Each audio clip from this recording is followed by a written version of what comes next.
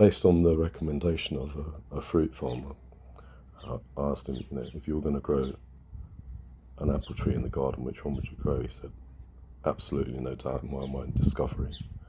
Fresh off the tree, tastes like nothing else. And it's a very disease-resistant tree, beautiful structure and blossom. I thought, that's it, that's the one I'm going to grow. So 12 years ago, I planted this Discovery. And absolutely everything he said was true.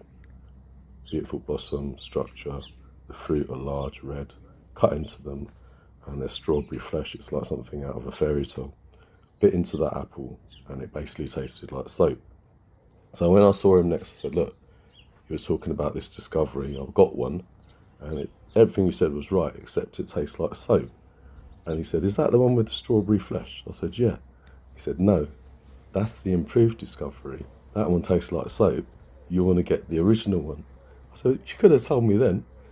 Anyway, this is the apricot, and it's set maybe 100, 200 fruit. They do need thinning down to about 100. British grown apricots are, or out of all the top fruit, if you want to grow these like honey, they basically taste like honey. And they're completely different to apricots grown on the continent.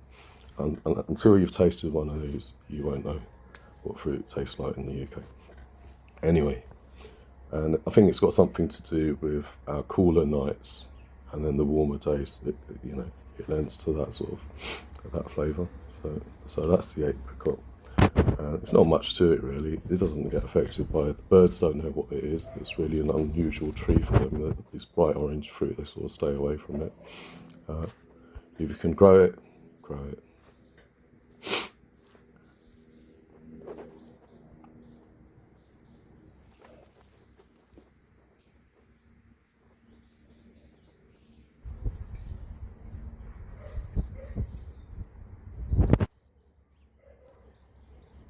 So this is an update on my attempt at pear rust control, following through from some of the principles in the research that I linked to in the last video by Babe LAC, Baruta Bankini from Latvia, and Christine Iverson from Sweden. So the idea is to try to create a microclimate where the leaf wetness, both direct rainfall and humidity condensation, is reduced. So this is a sun trap area. The outer cover will prevent direct rain, and the fleece inside will help to create that microclimate where there'll be less condensation occurring. There may also be some diverting effect. The curtain itself inside may divert the spores around.